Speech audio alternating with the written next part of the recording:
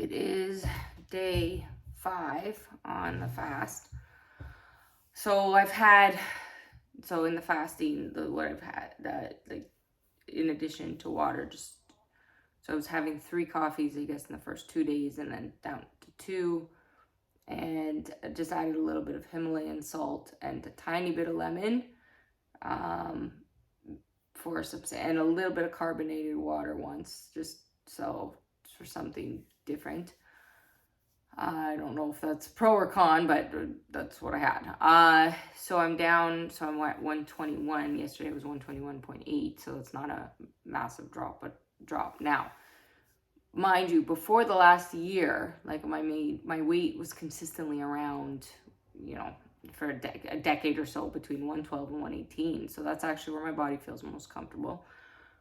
Just this process, because I had gained, had the inflammation, also started weight training again, so there was more. So that's also, I'm coming from a position of my body does put on muscle easily, so I'm that's lucky for that. So there's a different kind of measure. I do have a scale that's measuring the body fat. How accurate it is, who knows, but which brought down my body fat, which is interesting because they say with this, if you're doing it right, you should, like, you want to be eating up the fat cells and, maintaining your muscle, this, that, and it. So some movement and everything. But I wake up extremely dizzy, but it's day 5. So they said, if you push through, it can get a bit better. And again, I'm making sure I'm doing a lot of learning and researching the process too, because when you start eating again, that's going to be a big thing. So yesterday I felt the cravings for food very intense. I'm also extremely lonely, but I've been lonely anyways, and I've been depressed anyways.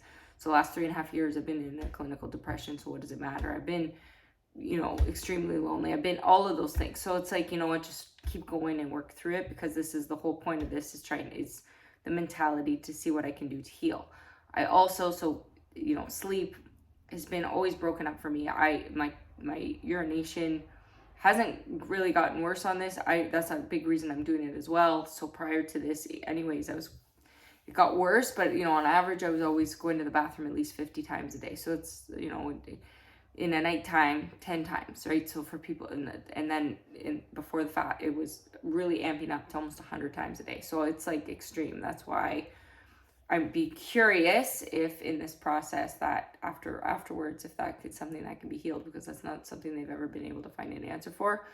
Multiple tests throughout my life. Like, that's a condition I've had since I was a child. That's been excessive, and I've had every test done without an answer. So these are just the things to keep track of. So the urination hasn't gone up. They say in fasting for people it would. For me, that's just a normal thing. I'm curious to see if later it goes down. So yeah, that's the check-in now. I am dizzy, so it's kind of hard to speak right now. I'm gonna have a little bit of the lemon water and Himalayan salt as I wake up and try to get functional.